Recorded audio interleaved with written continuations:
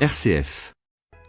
Dans notre émission Chemin d'apprentissage, nous accueillons aujourd'hui Éloi, 10 ans, qui a accepté de venir témoigner sur ce qu'il vit à la maison et à l'école depuis que la discipline positive y a fait son entrée. Éloi, bonjour. Bonjour. Où as-tu déjà entendu parler de la discipline positive pour la première fois ? C'est maman qui a commencé en suivant un atelier. Elle trouvait que l'ambiance à la maison pouvait être améliorée. Alors comment a-t-elle partagé ces ateliers avec toi ? En nous expliquant ce qui avait été dit pendant l'atelier. Par exemple, qu'il faut respecter les uns les autres.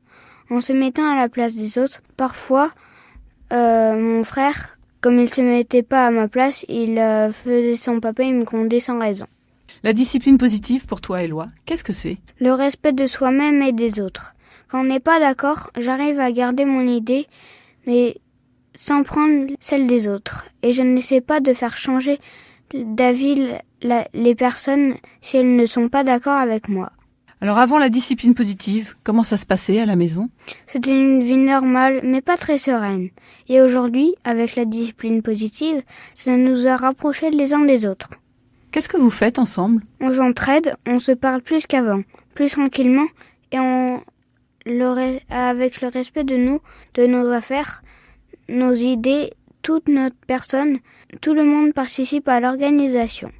Ce n'est pas une personne qui fait tout le travail. Par exemple, chaque semaine, on se répartit 5 tâches. Vider le lave-vaisselle, vider les poubelles, mettre le couvert, programmer le lave-linge et plier le linge. Et la semaine suivante, on change. Et ça tourne 5 semaines. Qu'est-ce que tu préfères depuis que la discipline positive est installée à la maison ? La sérénité. On peut être ensemble sans se bagarrer. Et aussi, on a les idées plus claires. On peut mieux se concentrer. Quelle définition tu ferais de la discipline positive ? Pour moi, la discipline positive, c'est pour aider à savoir gérer ses émotions. Quand une émotion arrive, je me concentre dessus, je la laisse passer. Mais parfois, il arrive encore que la colère soit trop forte et je m'énerve contre les autres. Alors, est-ce que ça aide également à reconnaître les émotions chez les autres ?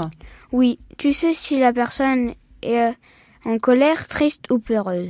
Alors, qu'est-ce que tu fais quand tu as reconnu l'émotion de la personne ? Si elle est en colère, j'attends un peu qu'elle soit calmée et après je lui explique que ça sert à rien de s'énerver. Et si elle a peur, je le rassure. Et quand il est triste, je le réconforte. Et à l'école, as-tu connu des outils de discipline positive ? Oui, on a utilisé un outil qui s'appelle la roue des émotions, où tu décris à une personne ton émotion. Après, tu es soulagé. D'autres outils que tu connais pour la classe ? Les appréciations positives. C'est quand on fait un compliment à une personne et qu'elle nous remercie de lui avoir dit. Il existe aussi le coin des émotions fortes. C'est un endroit où pendant 3 minutes, tu penses à tes émotions. Tu es seul derrière un paravent avec les émotions jusqu'à ce qu'elles s'en aillent. Dans cet endroit, il y a des dessins à colorier, des origamis, des Rubik's Cube et des hand spinners. Il y a aussi dans la classe 2 baguettes, une coccinelle et une étoile. Avec la coccinelle, tu dis ce dans le comportement de l'autre qui ne te convient pas. Et avec l'étoile, tu dis ce qui pourrait être amélioré. Par exemple, je n'aime pas quand tu vas à l'espace des émotions fortes sans vraie raison. J'aimerais que tu restes à la place pour travailler. Merci Éloi pour ton témoignage. Pour finir cette émission, voudrais-tu ajouter quelque chose ?